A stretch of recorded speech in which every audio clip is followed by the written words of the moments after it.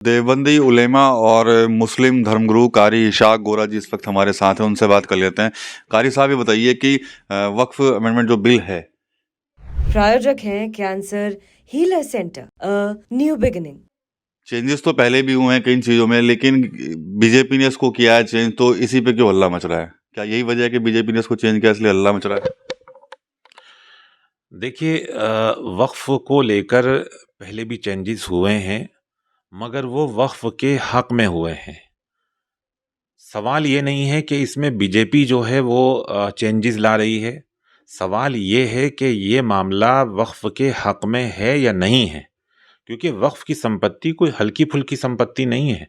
ये मुसलमानों के ऊपर भी एक बहुत बड़ी जिम्मेदारी है कि वक्फ की संपत्ति का तहफ़्फ़ुज़ करना, उसकी हिफाजत करना। तो इसमें जो चीज़ें ले लेकर आई है सरकार, तो इससे साफ जाहिर हो रहा है कि सरकार की जो है वक्फ संपत्ति को लेकर नज़र अच्छी नहीं है। तो जो भी जेसीपी की जो इसमें कमेटी बैठी थी, उनकी बातों को पूरे तरीके से नहीं हल किया गया। जिस तरह से हमारे लोगों की बात हुई है विपक्ष से और तमाम मुद्दों की हमने उनसे बातचीत की है, तो उसमें साफ ज़ाहिर हो रहा है कि इसमें तो खुल्लम खुल्ला जो है वही कंडीशन है जो पहले थी। तो जेसीपी की जो कमेटी ने जो बात कही थी, उनका मसले का हल होना चाहिए था। जो मुसलमानों के इश्यूज़ हैं उस पर काम होना चाहिए था। तो ये तो साफ खुल्लम खुल्ला जो है एक हड़पने वाली कंडीशन है। मेरी आज सांसद इमरान मसूद से ही बात हुई थी, वो भी जेपीसी के सदस्य हैं। वो कह रहे हैं कि कल जब राज्यसभा में पेश हुआ तो कई चीज़ों को ठीक करने की बात कही गई है, लेकिन उनको ठीक करके कोई फायदा होने का ही नहीं है। देखिए, मैंने फिर वही ज़िक्र किया कि जिन मुद्दों को लेकर काम करना चाहिए था वक़्फ़ संपत्ति को लेकर, उन पर काम नहीं किया गया, बल्कि वो चीज़ें की जा रही हैं जिसकी ज़रूरत ही नहीं है। तो हम इसलिए इसके विरोध में हैं, इसलिए हम इसकी मुखालफत में हैं।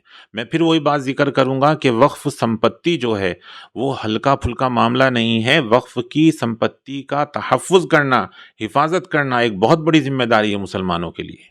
अब पहले संसद में पेश हुआ, फिर राज्यसभा में पेश हुआ है उसको बिल। अब तो कहीं ना कहीं सरकार तो लागू करके ही रहेगी इसको। देखिए, हमें उम्मीद है कि ये बिल पास नहीं होगा, और अगर ये पास हो जाता है तो तमाम हम धर्मगुरु इस पर निर्णय लेंगे कि अगला हमारा स्टेप क्या होगा। और वैसे भी हमारे मुल्क में जो है अदालत के दरवाजे खटखटाए जा सकते हैं, तो हमारा अगला निर्णय क्या होगा हम उसके बाद सोचेंगे। ठीक है, तो ये थे कारी इशाक गोरा। साफ तौर पर कह रहे हैं कि विरोध जारी रहेगा। हालांकि अभी भी कई चीजें हैं जिसमें देखने को मिल सकता है। संस्थाएं हैं, चाहे सुप्रीम कोर्ट हो, वहां पर भी जाएंगे। TV9 यूपी के लिए सहारनपुर से विकास कपिल। प्रायोजक हैं cancer healer centre new beginning.